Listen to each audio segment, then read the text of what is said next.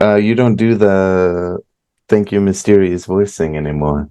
Well, Uh, we can do that if that's what you want to do. no, we can't break tradition.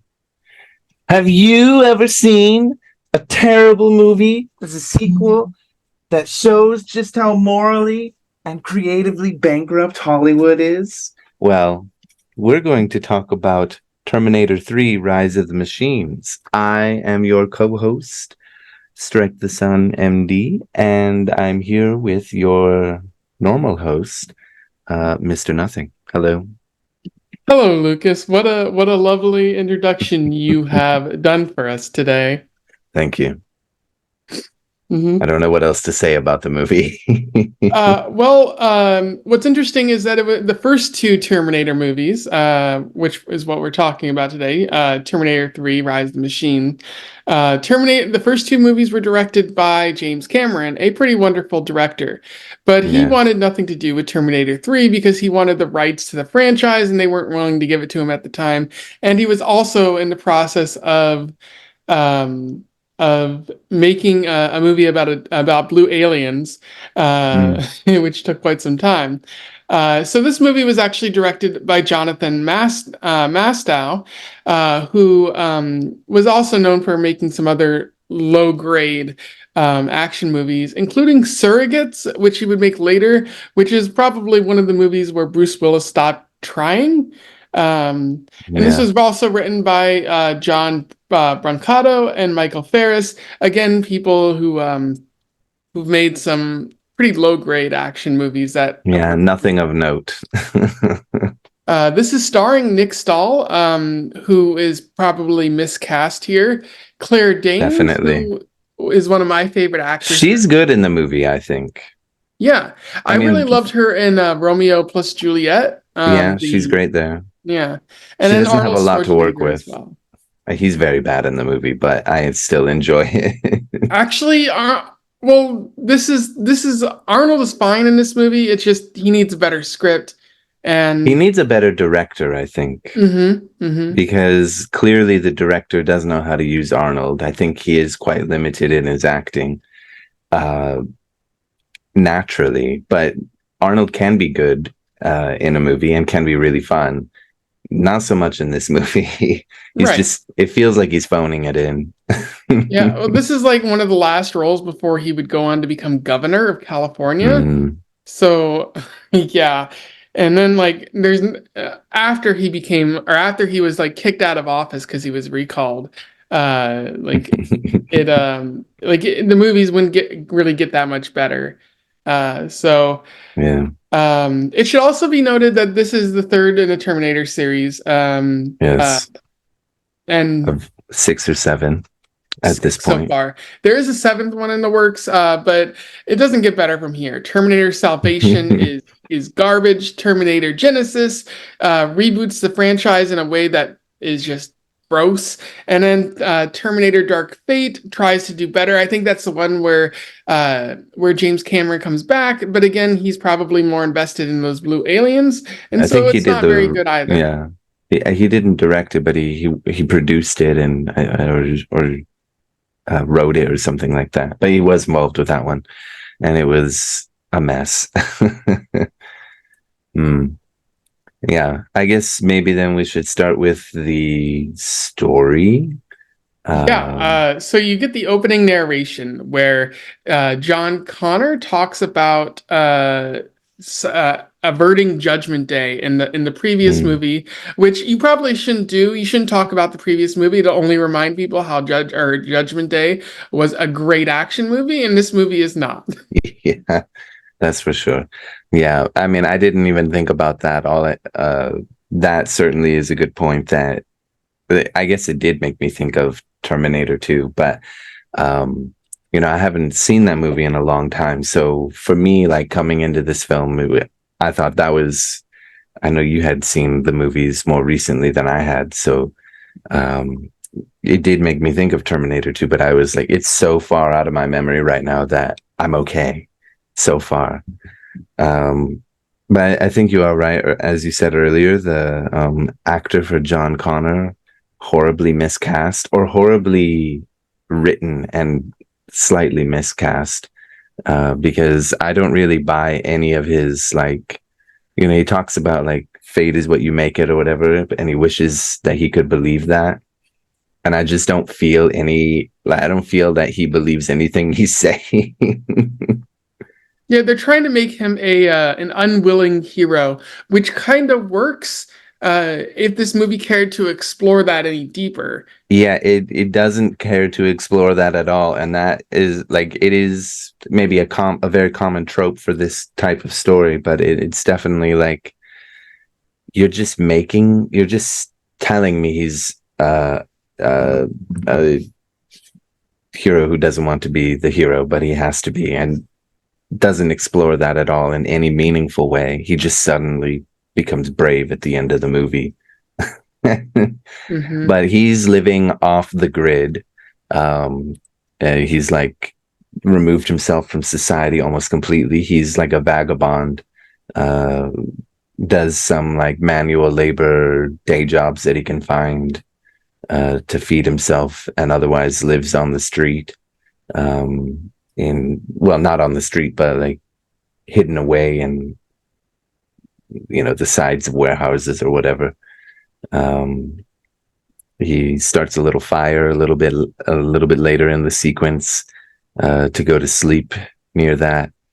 I do think that does make sense for John Connor. I mean, if he's had his mother in his ear for most of his life, like that, I think was a really good decision.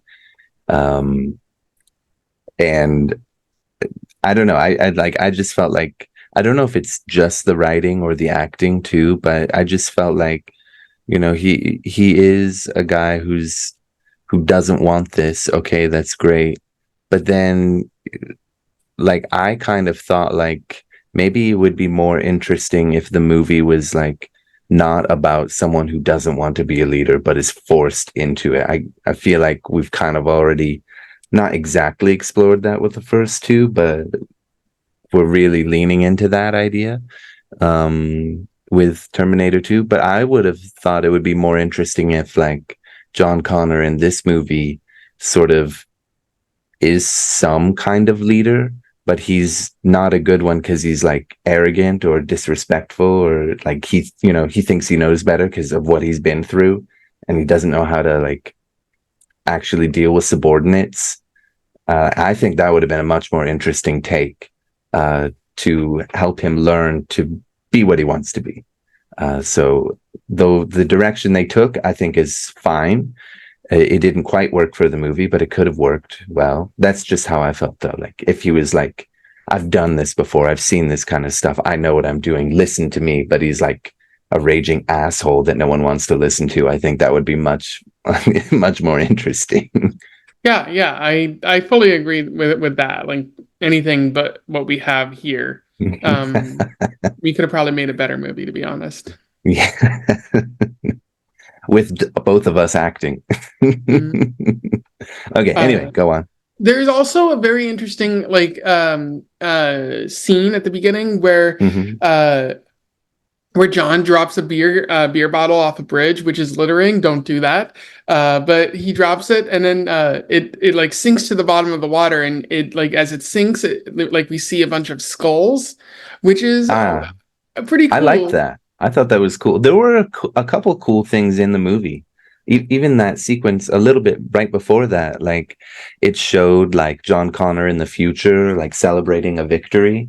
And like in the foreground was like a giant piece of a building that had been fallen down, or like a giant rock that had been there, and everyone's cheering. And then like it transitions to John using a sledgehammer to break stuff down, and it's the same foreground, just a different color, different setting. I thought that was a really cool transition. There are a few other like, and then it goes to the beer bottle thing. I thought that was kind of cool how there were the skulls there. I thought, okay, that's a really cool thing that they're trying to go with here, setting a certain kind of tone. Maybe the like not the monologue, the voiceover isn't quite selling it, but some of the things we're seeing here with the camera work are selling it for me. At least that's kind of how I was feeling. Like we're setting up something good. doesn't last long. Yeah. Because this movie doesn't know what it wants to do. Hmm. It's like, is it going to be a serious action movie? Well, no, it doesn't want to do that because it also wants to be funny. It wants to be a comedy. Mm. I mean, Terminator 2 did have its funny moments, but they were like, I don't know, I guess because James Cameron like knows what he's doing or wrote it really well. Like they were charming, funny moments, but these are just kind of like wacky, goofy, silly kind of things that don't mesh well with the serious tone of the end of the world. Hmm. Hmm.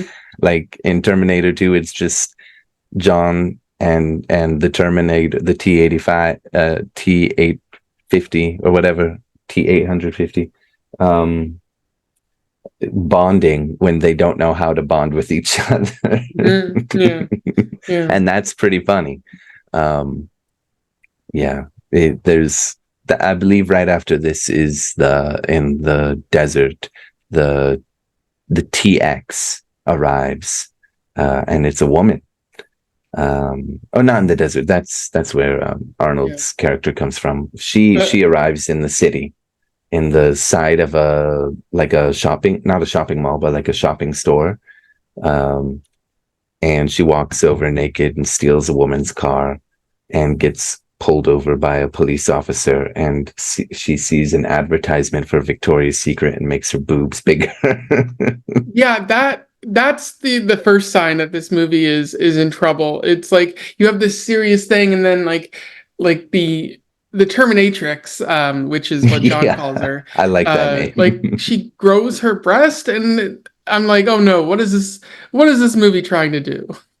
Yeah, I heard that on the like if you listen to like the DVD and you listen to like the people who made it talk about the movie, at that part Arnold says this is the best part of the movie.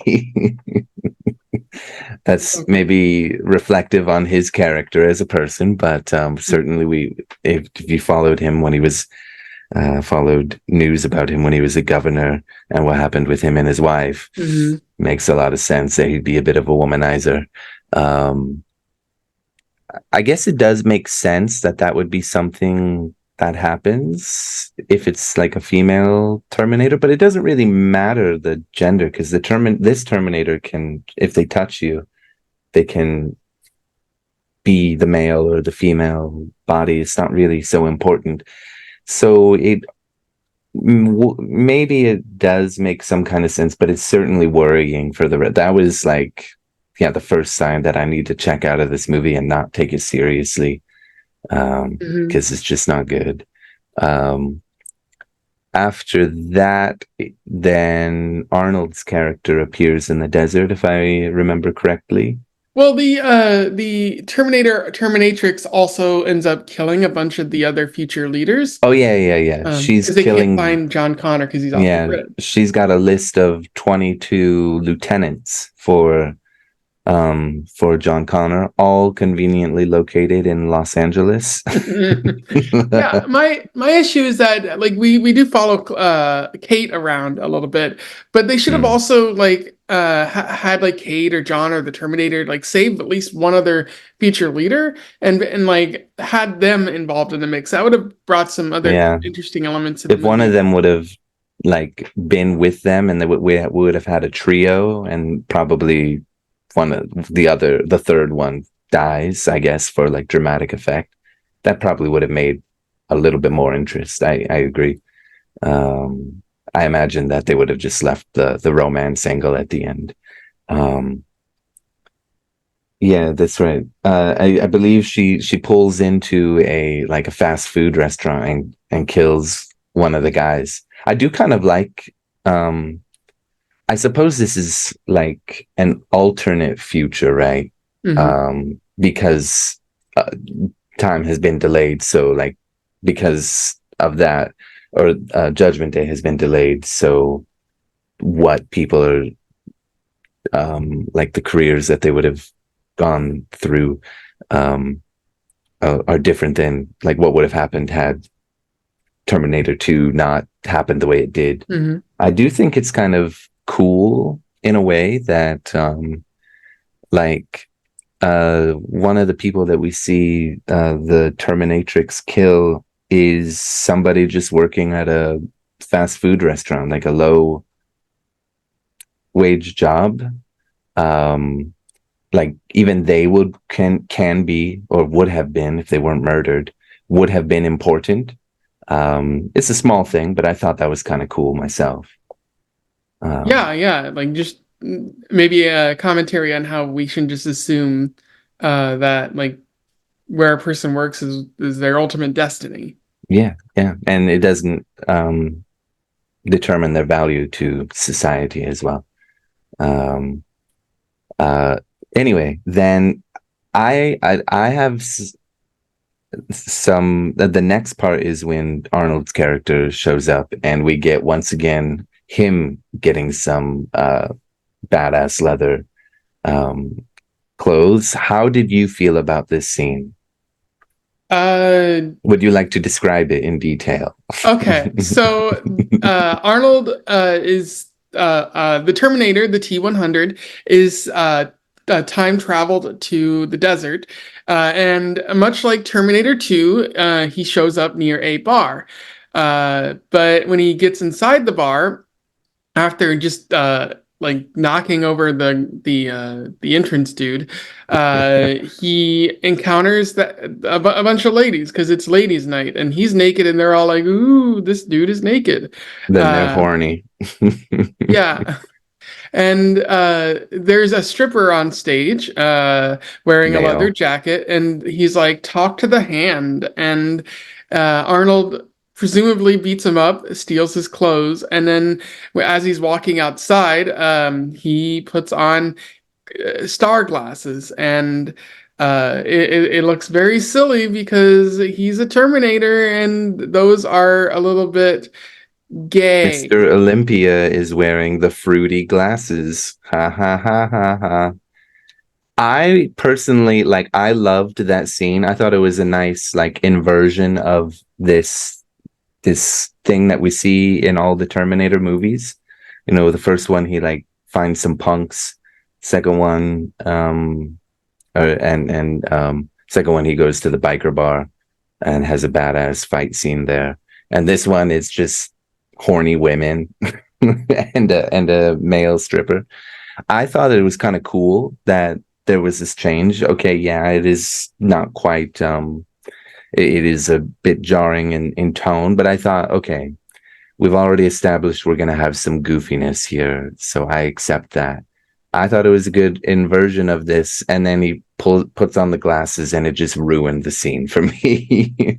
Like that was too much because I just knew it was like, look how fruity he looks. Like that was the joke.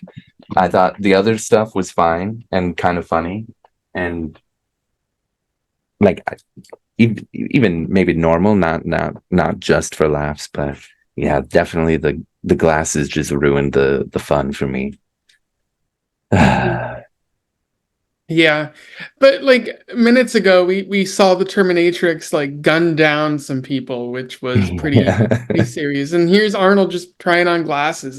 There's two tones of this movie, and it's not very good at like matching what it's trying to be here. Yeah, they really try hard to make Arnold like not slapstick, but just like definitely the comedic relief when he's supposed to be an ultimate killing badass. It doesn't make a whole lot of sense. Not the ultimate, I guess the TX is the ultimate. She's a newer model, but and he's an obsolete model, but yeah, it's just so frustrating, so not not good Terminator. Definitely Yeah, not a good Terminator. well, the movie doesn't have Linda Hamilton to offer like the Mm, seriousness, or it doesn't have young John Connor to deliver witty one-liners. right. Um, so it Arnold has to fill that role, and that's not what he's good at. Yeah, that's right. Well, anyway, the next part is I believe we are following Kate around. Yeah, there's apparently a computer virus that is affecting Oh yeah, that's right. civilian networks and might affect the military, and there's a consideration of activating Skynet, but Kate's dad is unwilling to do that right now. Yeah, Uh, that's right. She's got a tense relationship with her father, very loving, but he's always so busy with his military affairs that he has no time for the women in his life. uh, yeah. So, but Kate, the actress is great. I think she's the best part of the movie by far. Like every part she's in, I think is good. At least what she's doing. Like she sells it for me. Um, I feel her tension with her father when she gets upset later, all the emotions that she feels when she wants to escape and this and that. When she changes to start trusting John, which we'll get to. I think she does a great job with that. And I wish she was in more movies. I've only seen her in Romeo plus Juliet and this movie. But anyway, um, moving on. Well, yeah, they end up at a vet because John hurts his leg while driving a motorcycle, and Kate it works at the vet, and so she's called there. She discovers that someone took the drugs, and John's like, "Hey, don't call the cops." And she's like, Dog neutering drugs, mind you. well, no, she lies to him about that. Oh yeah, what were they? They were just, I think I think, ketamine or something like that. yeah. Oh yeah, yeah. She was lying about that to get him to drop the gun, right? And then it was just a paintball gun, right? Mhm. Yeah, yeah, that's right. I actually, with the tone of the movie, I do really wish that would have been dog neutering drugs because that would have been, when the Terminator, like, when Arnold's character like catches him later and is like checking his eyes for brain damage. I really thought like I had forgotten that he was checking for brain damage, and I was thinking he like thought John must be high on drugs, and then John was going to have to explain I took dog neutering drugs, and then I was hoping, even though I've already seen it, like the Terminator, what are you doing? You're supposed to be the future. Mhm. Anyway. Yeah, that didn't happen. None of that did. But John, like they hear a commotion outside, and Kate goes to check and sees that the Terminatrix has killed one of the other patrons of this vet, and she proceeds to run away. But the Terminatrix catches up, corners her, and then one of the more interesting scenes is like in comes the T-101 in a truck and like jumps the curb and like smashes into to the Terminatrix while somehow avoiding Kate. Like Kate goes under the truck in a way. Yeah. Don't think about it. It doesn't really make a lot of sense how The that rule works. of But cool applies here. mhm. Yeah. And so they're like, come with us if you want to live, and they lock Kate in the back of the truck. She's unwilling to go. Yeah, that's right. Well, yeah, the Terminator locks her in the back, puts the crane or whatever. Um Not the crane. What is that? The crowbar, Mhm. bends it in half to lock her in, throws John Connor, who barely escapes from the TX because she's gone through the wall where the kennel he's been locked in is. He manages to get out. And I hated this moment. Like, you have the T100 walk in, and it had a little bit of slow motion there, just like when he comes in Terminator 2 and John sees him for the first time. And then John just kind of like, I guess there's nothing he can do. If the Terminator is there to kill him, he's going to die. But it's like he just kind of stands there and they have this really awkward conversation about like, are you here to kill me? And he explains his mission and then, grabs him, picks him up, throws him in the truck. But it was just like the staging of it. Like there are so many moments in this movie where it's just a clear reference to the second one. Mhm. Constantly. It's just constantly reminding you of Terminator 2 and Terminator 1 to some extent too. um, with some lines that they have, instead of "I'll be back," just "I'm back," or these kind of things. Um, but yeah, that moment clearly designed to be like when John first sees the Terminator in the second movie, but none of the charm, none of the like. Uh, we need to get moving. It just felt kind of slow compared to the other one too. They get to the car, the TX slowly gets up. There's a little bit more action. Um, I'm so disgusted with how many how many Mm-hmm. references there are to Terminator. Remember this much better movie? Mm-hmm. Remember, we want you to like us because you liked that. You remember? Oh, so so annoying. Just make something new, please. But then okay, so like at that point, they're all saved, but they drive off in a Los Angeles that is surprisingly devoid of traffic. Amazingly devoid of traffic. Yeah. And yeah, one thing that we learn is that this Terminator can control other machines as well. She controls the cars, and we have a pretty cool action scene where she has a giant wide load truck with a giant crane on it, and they go through downtown LA with no traffic. Hmm. Why she decided to drive the one car that is like impossibly heavy, as opposed to like a motorcycle or something like that, which Yeah. you could probably catch up to John faster.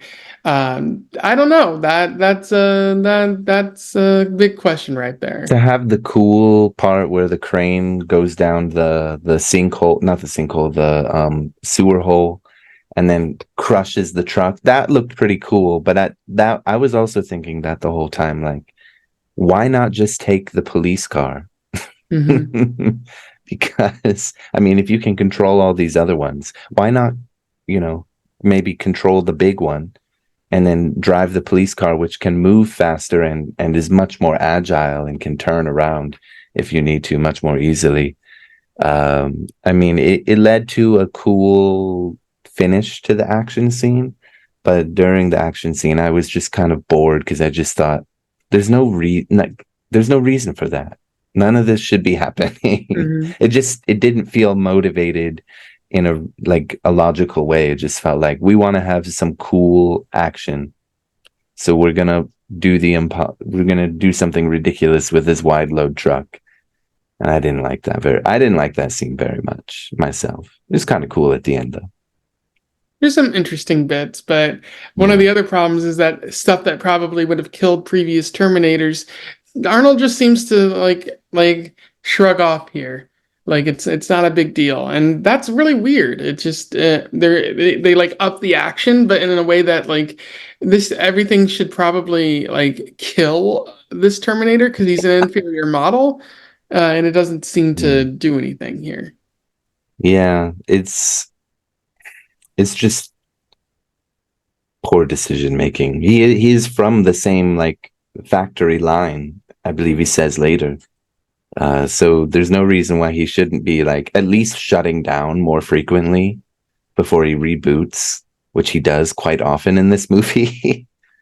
But uh, then they're driving away into the desert, if I remember correctly. Yeah, just a bunch of driving, and John just like learns a bunch of information about how Judgment Day is actually coming, and uh, the Terminator steals a bunch of food from a gas station, and the gas station person calls the police, and that's how they figure out, or at least that's how the Terminatrix figures out where what's happening. She goes and Yeah. kills Kate's fiance, and he's and pretends to be him, and he acts in a way that no one would ever act.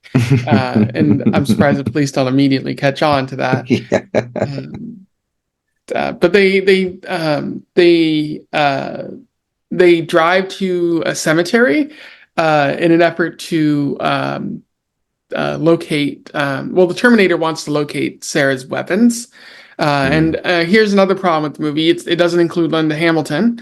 Yeah, It they just killed her kills her off off, which because she didn't agree to be in it, I guess. they retcon in Terminator 6. But that's beside the point. But yeah, so they get a bunch of weapons, and then the police show up, and there's a cemetery fight, which is an interesting part of this movie.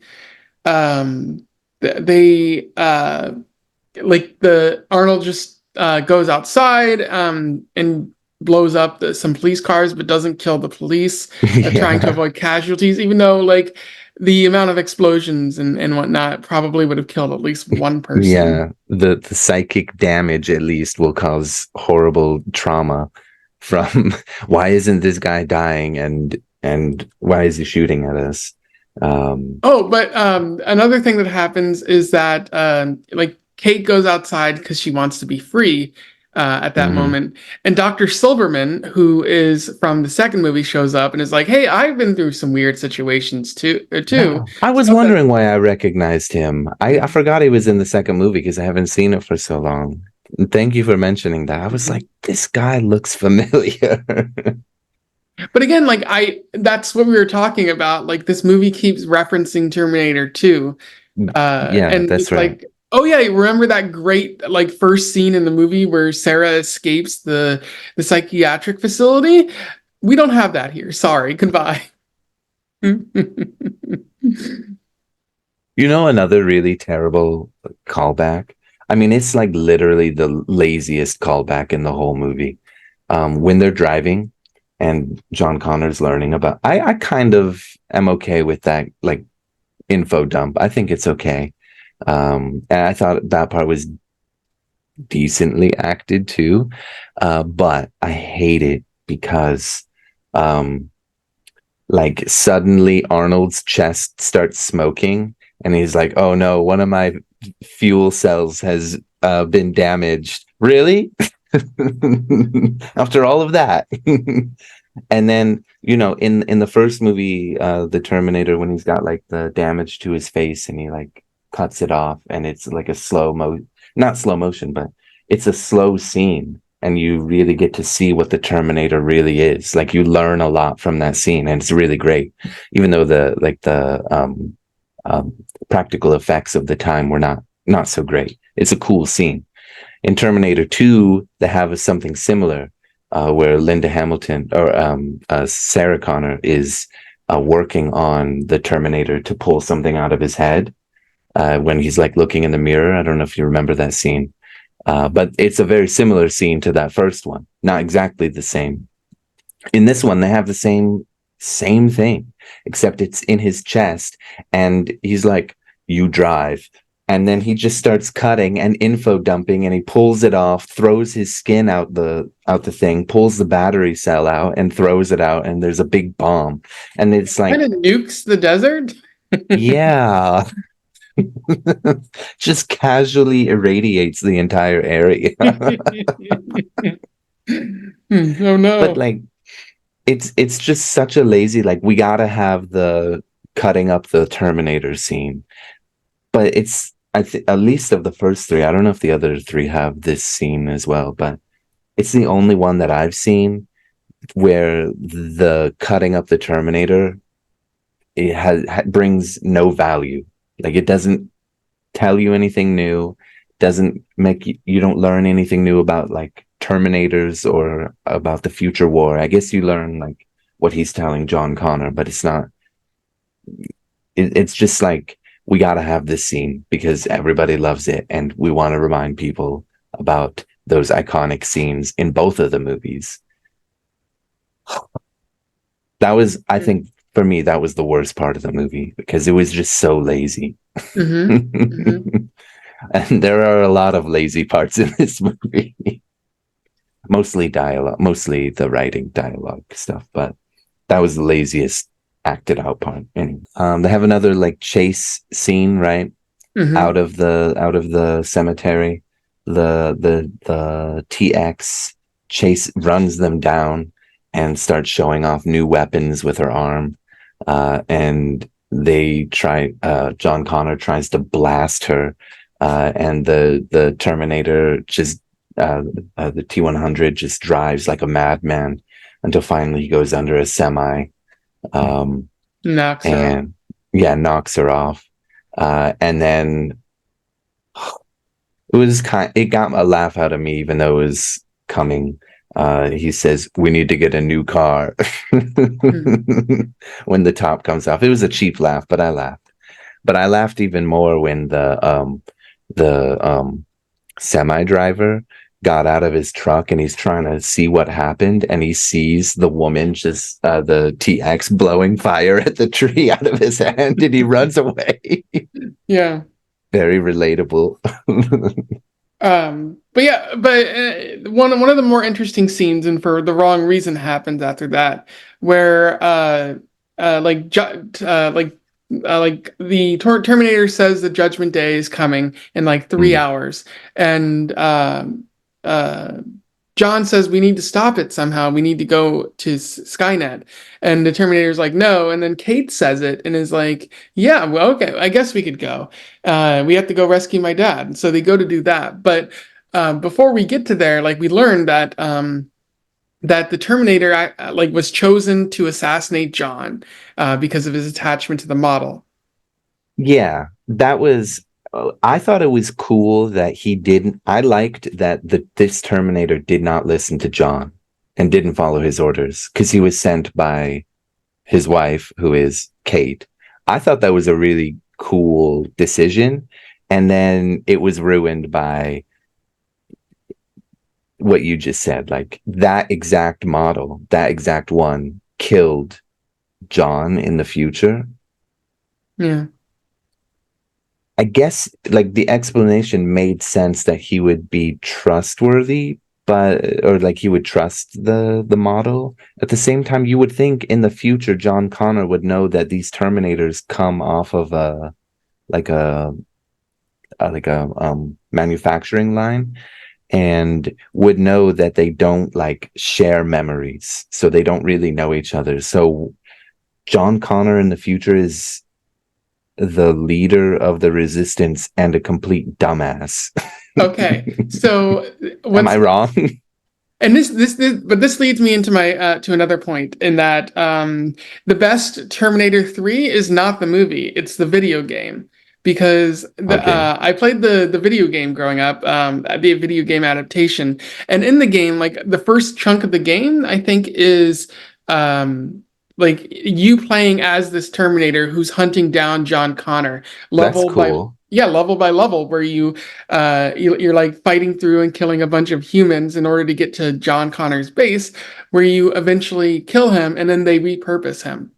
And I think that's Mm, what the movie should have been a little bit, following this robot and like his journey towards yeah, redemption. Because Terminator 3, the video game is called Terminator Redemption.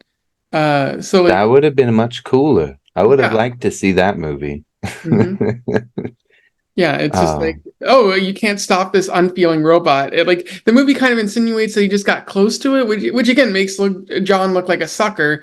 Like, why would he trust this robot that he knows was designed to kill? yeah. Uh, yeah, it doesn't make any sense. Hmm. Well, I guess they're both flawed in their own way, but that does sound a lot more interesting than the movie.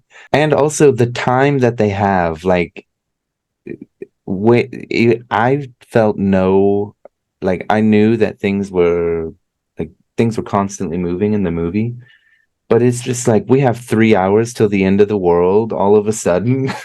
Hmm. Really? I feel like there should have been like, not that I wanted the movie to be longer or anything. I mean, there should have been a lot of things different, but it shouldn't have been like all of this happens in a day. This is the day that the world ends. Like, I guess this is actually Judgment Day, right? Hmm. Or I guess it happens over a couple days, but I feel like there should have been some time dilation, or not dilation, but like um just periods of time where they're like maybe trying to find the other lieutenants who might still be alive, um to get them ready and try to get them on track, like sorry, we're about to change your entire life forever, but you need to know this right now. That could have been a really cool angle to go with. Maybe they're all already dead except those two. Don't know, but seems like it. Yeah, and then what's worse is they're like, we have 3 hours, and then it's like the amount of distance they have to travel makes no sense. Like Yeah. it's not possible to get around the American Southwest in 3 hours, buddy. Yeah, they have to get to a military base, which cannot be very like a I don't think it was like a super secret one. They have secret stuff underneath, and secret stuff nearby. But it's like, wouldn't there be? I don't think you can just drive to that military base without going through security. And they do. Yeah. Well, I guess things had shut down, right? Because they would the virus made them lose control. But there would have been humans as security. Like, you would think the soldiers would be like, what the hell is this lady doing? No, you can't. We're going to control you here. And these other guys, I guess the Terminator is strong enough. So they're just knocking out Americans. I'm confused about how they got into the base exactly. Yeah, yeah. It I didn't even, doesn't really like take the time to tell you that, does it? yeah, they just suddenly appear in the most important room after Skynet is activated. Hmm. Yeah, which they do activate Skynet, and it Yeah. predictably fucks everything up. Yeah. I was like, I guess I forgot that Skynet was AI. I knew it like became, I remembered that it became aware. So I guess it makes sense it would be AI. But I was just, I don't really have a point to make about the modern day, but I was just thinking, oh, this movie came out 20 years ago and they were thinking about AI, destroying the world and this kind of thing. Um, didn't make a very prescient point about that, but Yeah, yeah. I do like that Brewster is unwilling to use it, but that wouldn't be the case in real life. They'd be like, let's use that AI so we don't have to do our jobs as much. yeah. Yeah. How else can we commit war crimes and not feel guilty about it? Brewster has a weird role in this movie because he just seems to be there to turn on Skynet because like the Terminatrix shows up and pretends to be Kate, and then Kate actually shows up and the Terminatrix just shoots him dead. And it's like, I thought you were gonna have a bigger role, I guess, but you're just He's here to in tell us about the secret base that he, might save yeah. things. I think he's only in three scenes. Like when you first are introduced to him and you see, oh, he's busy, he's a big military guy. And then when he's talking to like the Pentagon guy and Mhm. activates Skynet and gets shot, and then like it's in the red folder. You have to go 52 miles, 31 degrees. And Great then job. that's all he does. He has there's no reason to have the character in the movie, I think. I mean, there's no reason to have him be like, I guess in a way, it's almost like I forget his name. It's almost like the black character in Terminator 2. Miles Dyson. Yeah, Miles Dyson, thank you. Except he had personality and he had things he felt and desired. He was like a full character. I think the actor um did a pretty good job. I thought he was probably the second best actor in the movie, in my opinion. But he didn't really have anything to work with Hmm. because he's just there to give a little tension for the for his daughter, and then fuck everything up, and then say, "Go here, so you can live." But I won't tell you that. But then I keep saying Arnold, the T-101 fights the Terminatrix. It's a pretty interesting fight. But Mm, the Terminatrix is a Terminator killer, and proceeds to wreck the T-101 and then reprograms him. But nothing happens right away. And then, like John and Kate run away. They go through a magnetic field sort of mm, tube, and then like the Terminatrix gets magnetized and they're out of the story for a little bit. That looked pretty cool. I like that scene. Yeah. I didn't really like that they got out using the saw. I feel like the magnet would have been too powerful to be able to get the saw to come out. But that's just a minor gripe. Whatever, it's a movie. I can accept it. But I thought that part was cool where it's like slowly melting because the magnetic force is so powerful. Yeah. That was pretty cool. But yeah, then they're trying to escape. They're in the hangar, right? And Um, then the T-101 shows up and is like, I don't want to kill you, but I'm gonna have to because I was programmed to do that.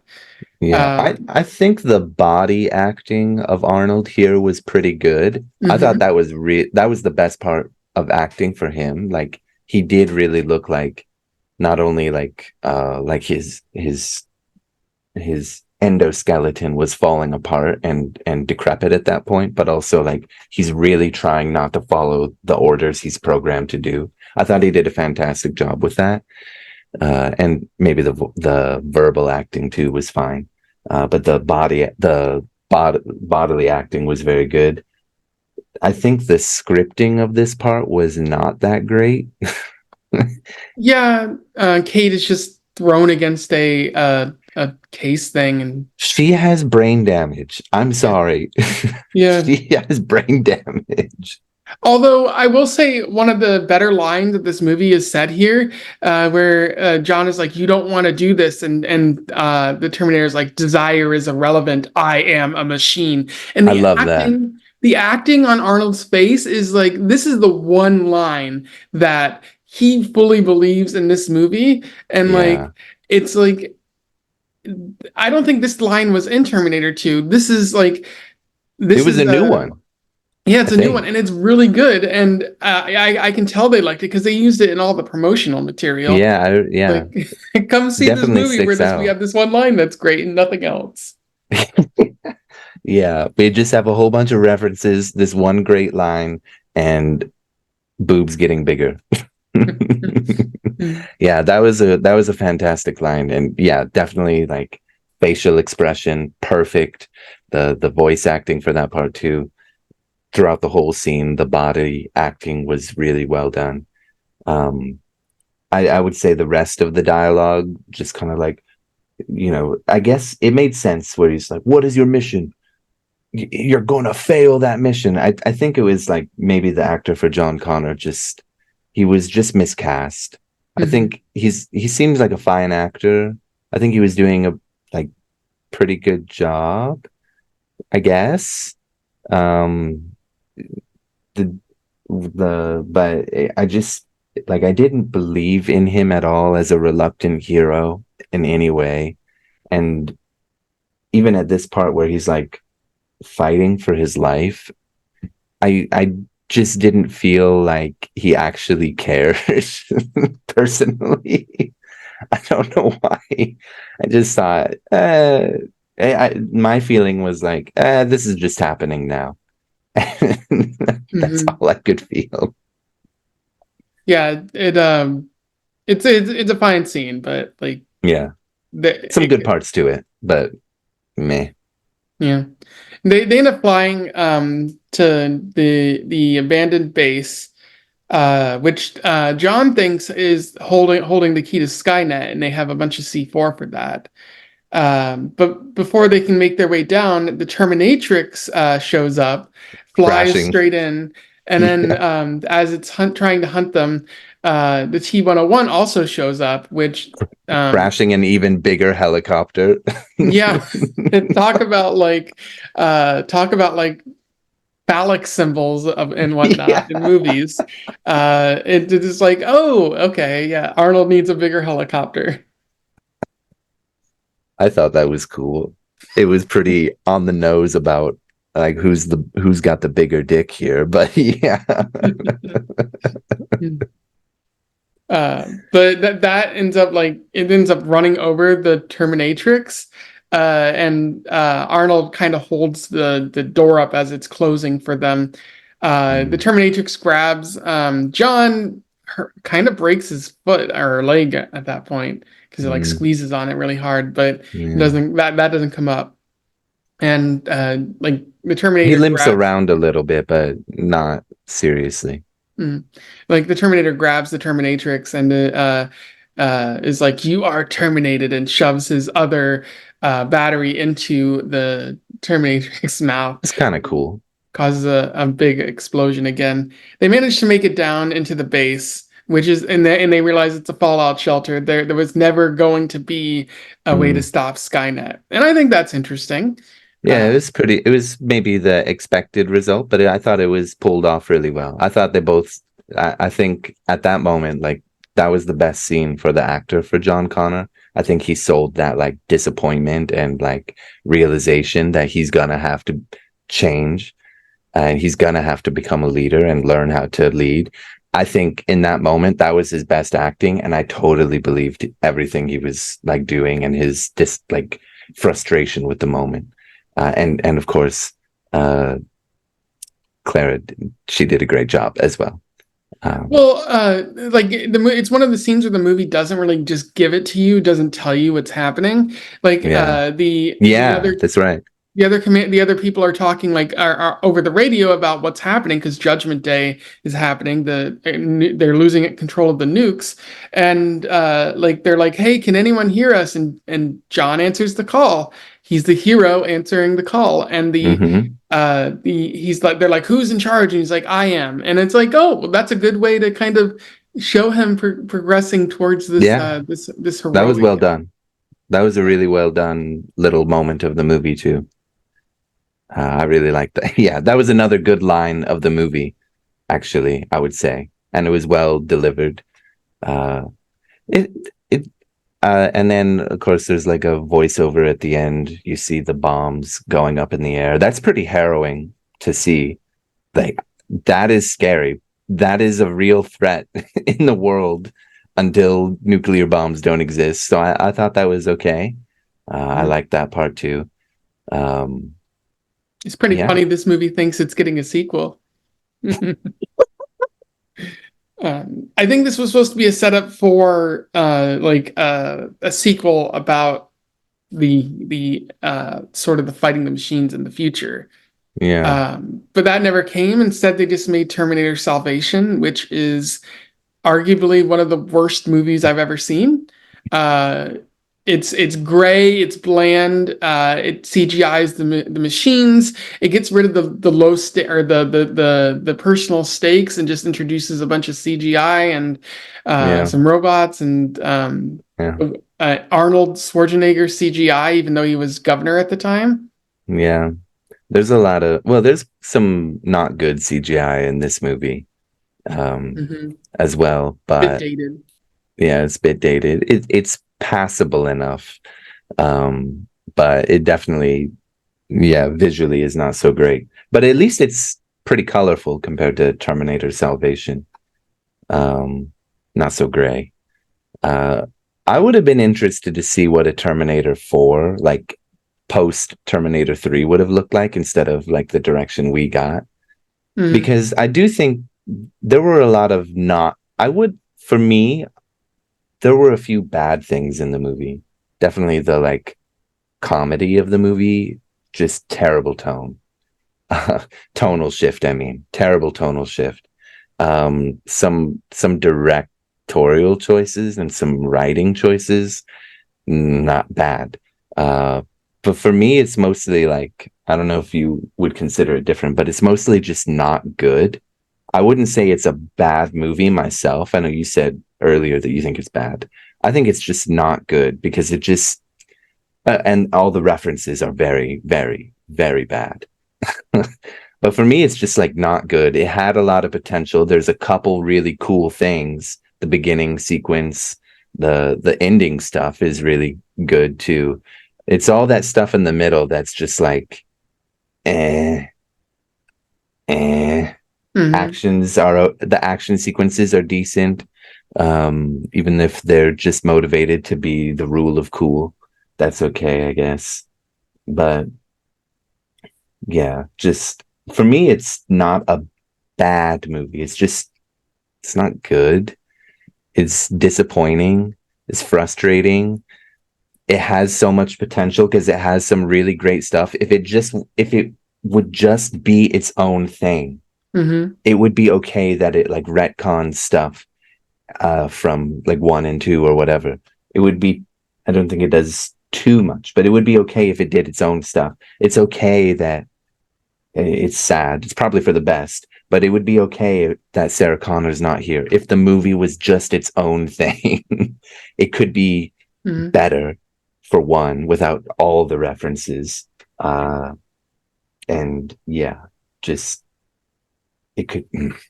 It's frustrating. It's an okay action movie. It is a terrible Terminator movie, and it's ultimately just not good because it doesn't know what it wants to be. Very, very interesting points there. For me, I like the some of the I like one line from this. The desire is irrelevant. I thought, oh, that's cool.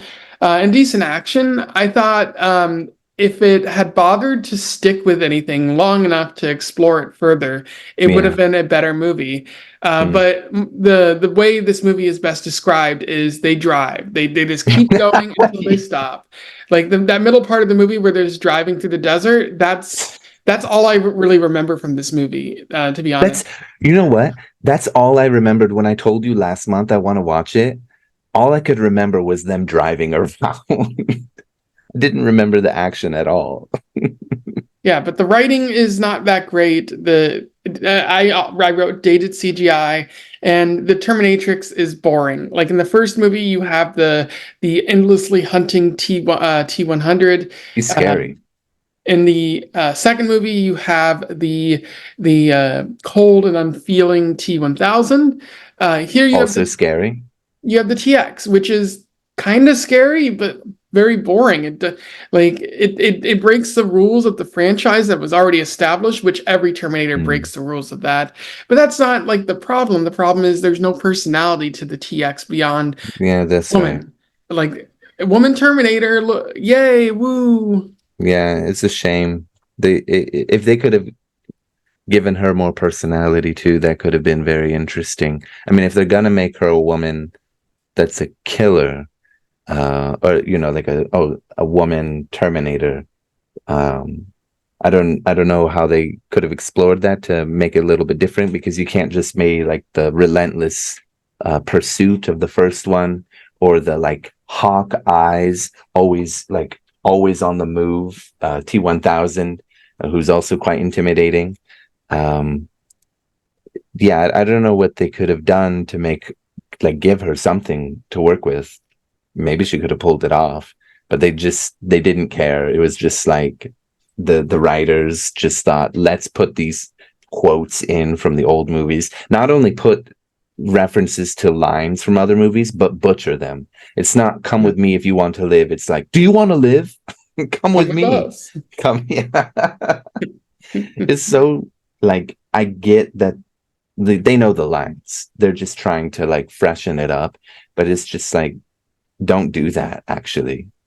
And do something else and the movie will be better and people will like that more. And Mhm. if you make the Terminatrix interesting and somehow play on that femininity more, that could have been really cool.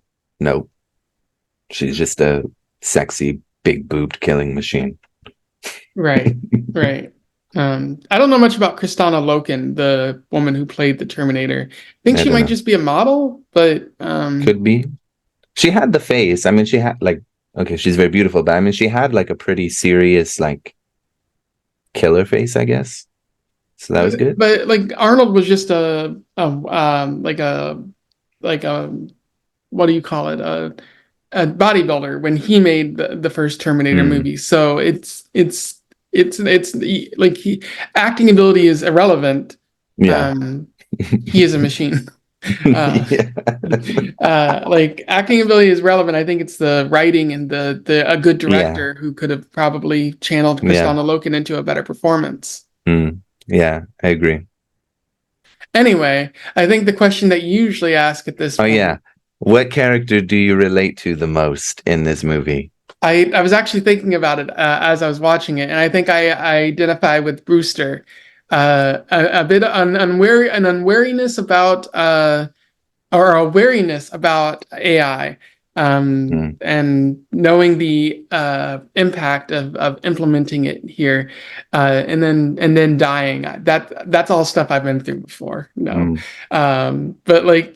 Yeah, that's the only character I can really relate to because the Terminator is cold and unfeeling. Nick Stahl is an unwilling hero, and I don't have time for that. Claire Danes is like annoyed with everything for a little bit and becomes engaged by the very end. mm. Who did you identify with? I identified with the semi truck driver who got the fuck out of there. That's what I wanted to do too. Right, that's funny. Yeah, so I guess that leaves us for to discuss what April's movie is going to be. Yeah, I've actually been thinking about a lot of different movies, foreign movies, and modern movies and whatnot. Mm, Like I was thinking about Tar because I wanted to make it pick an Oscar pick. mm. Also, before we go into that, I just wanted to point out like why we were watching this. Like obviously you picked it. Oh yeah, I was gonna say something about that because you chose a genre of film that is trash cinema, right? Mhm. Before, and I thought it would be really great if we tried to compare and contrast a little bit of what we saw there versus what is supposed to be big blockbuster mainstream cinema that unfortunately did not work well and is also trash in its own right. Hmm. Yeah, yeah. Like a lot of people have said like, oh well, you know, Pink Flamingos trash cinema. You know, like but there's a lot of artistic value to it. And here, Yeah. modern Hollywood, the excesses of budget, where you're spending millions of dollars and Hmm. maybe not getting all of that back, and then and but it's also not of a lot of substance. Yeah, it was so derivative that it just loses a lot of feeling and heart to it. Yeah. There's only a little bit of it, like you mentioned, with the one great line that it has, Hmm. where you really feel that, and it was promoted everywhere because it was fantastic, part of the movie. Babs Uh, Johnson is a more well-rounded character than John Connor or the Terminator here, and that I feel like so I think that's like you can't just say that modern Hollywood is doing like everything that it needs to do, or yeah. that it's the only place where you should see movies. Like indie films, like movies that are made by up and coming artistic people. Hmm.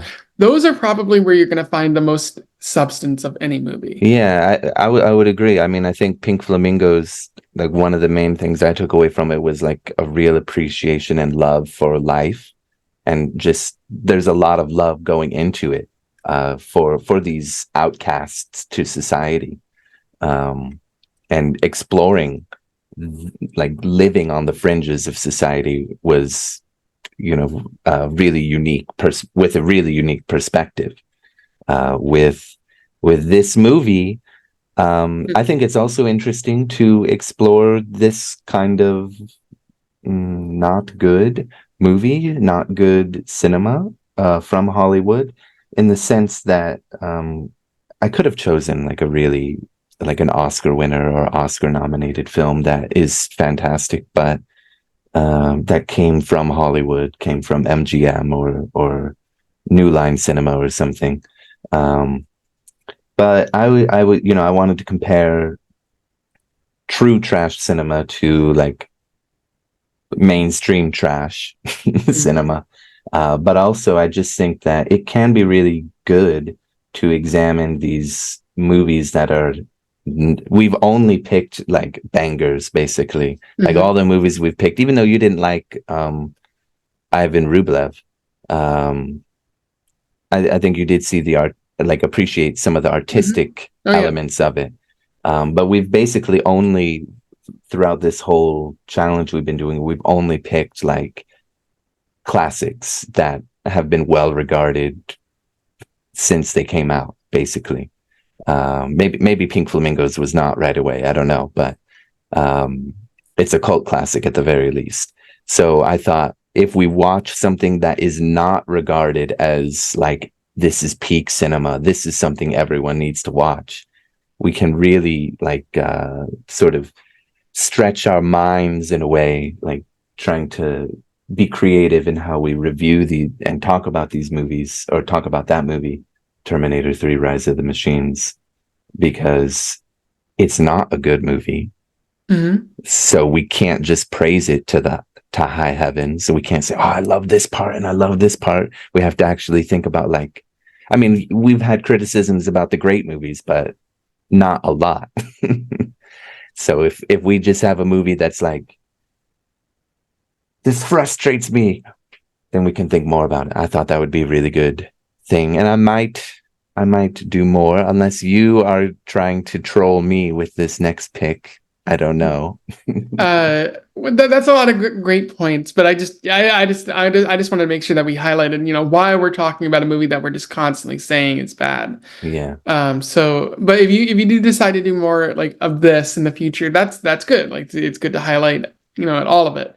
I'm not actually trolling you. I did think about it because one of the movies I was considering was Heaven's Gate, a movie which is largely responsible for this modern Hollywood that we see, where you lose director Ooh, control and studios like take more control, and interesting. it's why you have like Star Wars right now, which is being run by the movie Mm, company rather than the directors. okay. But I maybe later we'll talk about that, or we can watch it on our own. And I thought of some like foreign movies like City of God that we could finally talk about, but I ignored all of that for this movie, which is a comedy, which I don't think we've talked about like just Yeah, straight comedies at this point. I don't think Uh, so. it's well regarded and it has a cast of characters like I think Spencer Tracy, and I'm talking about It's a Mad, Mad, Mad, Mad World. Uh, Oh, which was okay. made in the 60s, is well regarded, and is also the inspiration for those other Mad Cat movies where people race to get places, like Rat Race, among. Oh, okay. Interesting. I've heard of the movie. I didn't know it was like the origin in cinema for that like genre. I think Rat Race, the original Rat Race, came first, but this Oh, is okay.